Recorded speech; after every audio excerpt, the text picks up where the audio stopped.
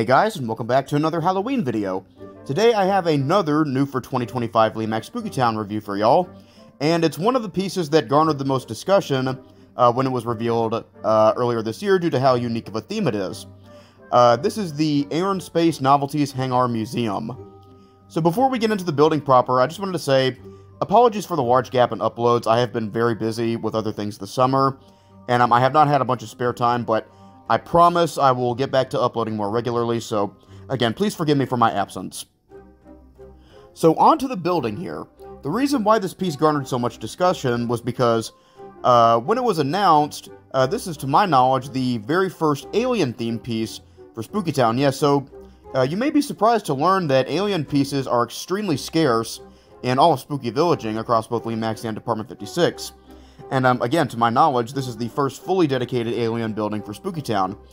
I always found this odd, as aliens are huge in horror, and everybody loves alien fiction, whether it be horror or sci-fi. So the fact that it took so long to get a fully dedicated piece, I think is pretty surprising. So I'll talk about how this piece is themed and whether or not I think it's a success later this video, but before getting into the nitty-gritty of what this piece offers, to talk about the finish on this one, this is more of a plastic piece, so if you're one of those people who are wanting to know how the construction is on the building, it's reminiscent sort of the Magic Shop from last year with how that piece had a bit of a toyish feeling. This one is similar, so if that's a big deal for you, this one is more of a plastic piece. So there are several points of animation as well as dynamic lighting on this piece, so to start us off, you have these cool little flying saucers that circle the building, which, by the way, those do come detached. You have to insert those on yourself. You have these zombie astronauts that circle through the building, which a lot of buildings have this style of animation with character going through the piece. And then up in the observatory, you have this alien who moves from side to side, and he even syncs up with the sound, which I'll play towards the end of the video.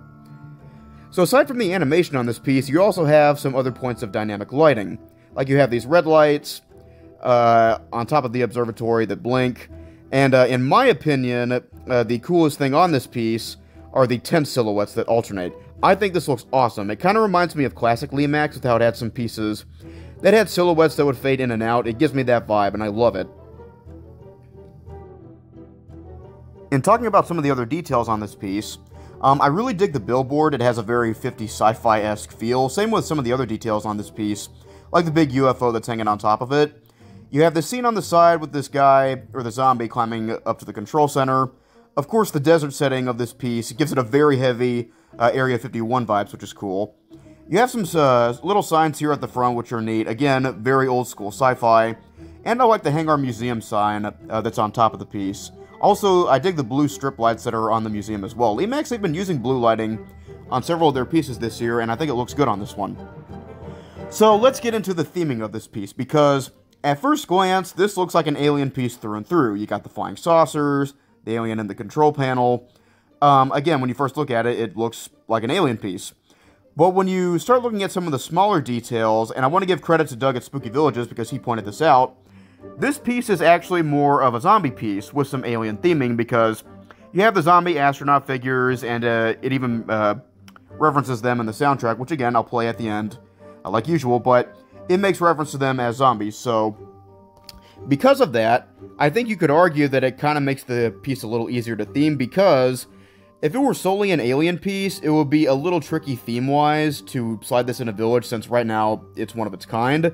But with the zombie theming, it allows you to pair it with some other pieces like the Zombie Fortress, the Toga Frat House that came out a couple years ago, and even the Wasteland theme. This wouldn't look out of place because of the zombies, and the whole desert theming of it, of course. Now, personally, I would have preferred if it was just an alien piece. I wouldn't have added zombies or make it a museum, because while I understand that it can make it easier to theme, I think it kind of takes away from the alien element of it. So if I were making this piece, I would have just made the zombies into more aliens and just have the building be a spacecraft center and not make it a museum. But again, that's just my opinion on it. Alright guys, so I think that's going to do it for today's video.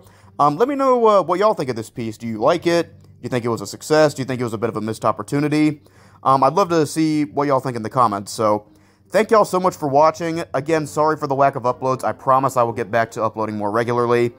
Just bear with me, because again, it's been a very busy summer. Everything's great. It's just been very busy. So again, thank y'all so much for watching. Again, very happy to be back in the spooky season. And to tease what we're going to talk about next time, we're going to go rent a video at a closing video store. So until then, here is the Air and Space Novelties Hangar Museum with the sound and music.